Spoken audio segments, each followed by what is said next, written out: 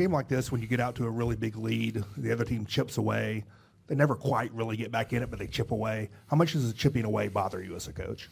A lot, and bothered the group a lot too. Luckily, we did enough in the first half, and we were able to survive. The second half, just too many free throws, too many lackadaisical play, offense, defense, turnovers. We were definitely a tale of two halves. The team in the first half reflected who we want to be. Second half, not so much. So great talk in the locker room afterwards, and we got to get better. Definitely, guys were very upset with our performance in the second half. Taylor said tonight y'all made 21 threes at a 45% clip, and this season is the first in over 15 years where the team is in the top 10 at three-point percentage for an entire season. Just, is there anything within the offense that you're finding to where you're able to kind of adopt that philosophy of take more threes, make more threes at a very high clip? Yeah, I think our volume's been down in recent games, and we shot 47 tonight, which hadn't been the case. And I think, you saw in the first half, like when we're playing with great pace and movement in the half court, how we finished the half, how we had a couple transition ones. You get Luke, you get Jalen.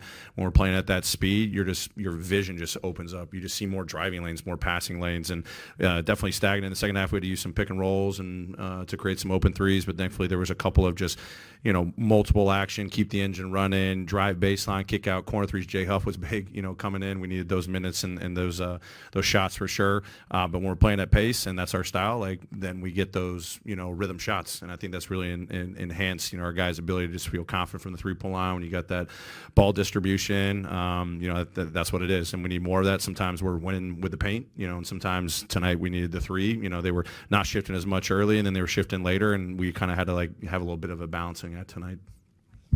Taylor, it seemed like since Luke came back from the hamstring scare, he's been producing at a different level. What have you seen from him over the last couple of weeks, and then particularly tonight? What did you think about the dunk? Yeah, I loved his aggressiveness. Just, in transition, like I just mentioned a moment ago, like his playmaking ability sometimes, just putting the ball in his hands to create the advantage for us. The way he's moving without the ball, I think the teammates are doing a great job with his relocations, and he's just shooting. Like when he's got that airtime decision and we're moving like we need to as a team, they're going to forget about him out there, and he's getting those wide open looks. So credit to him. And then obviously, he's been, lifting some weights to get that dunk in. But luckily it was off a nice defensive sequence, which we kind of lacked in the second half. Coach in the back. We've seen Jalen Wells and really Scottie Pippen Jr. as well. Both of them on Lamelo ball tonight.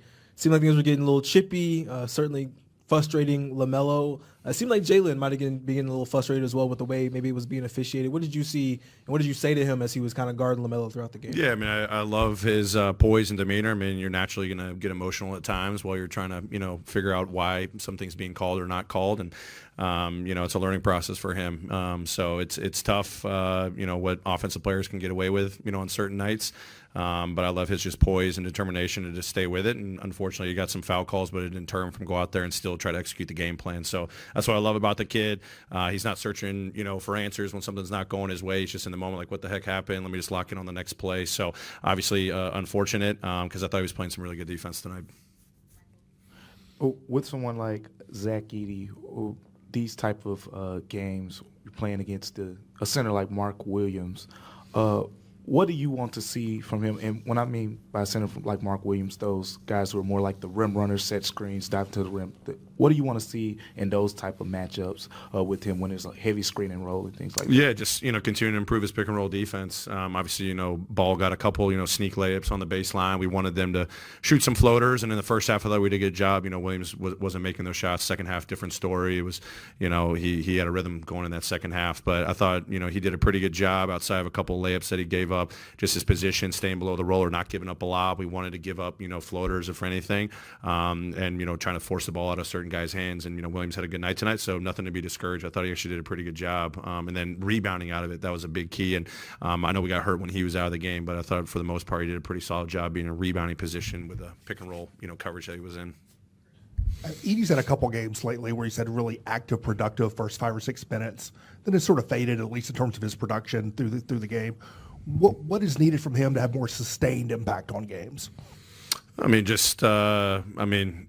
There's not like one button to push or anything like that. I think like he may not be the beneficiary of certain things when we're running and how he's spacing. Like he's not always going to get the touches. I thought, in the first half he was doing a great job cutting off of the perimeter, cutting in the dunker. Guys were finding him, a couple lobs. getting those post touches deep, and then teams double team. He gets a kick out for 3 in the second half. So it's just taking what the game gives him. As I've been saying all along with him, like, he is really adapting well to our style of play. Like, if he can get behind and duck in against mismatches, great. If not, playing on the perimeter, I think the screening is something we want to continue to work with. Different coverages that Ja, Dez, Luke face. So as he's kind of figuring that out, but every step that he's taken is growth. And in the game, he may start hot, and whatever happens, I just want him to keep focused on what his impact can be. Like, don't worry about scoring or like the productivity and all that. Like, I think he's making the right plays. That's all that matters. And even if sometimes he has a slow start, he actually has a great second half. So just staying the course for when he's out there. Great. Thanks, everyone. Appreciate it.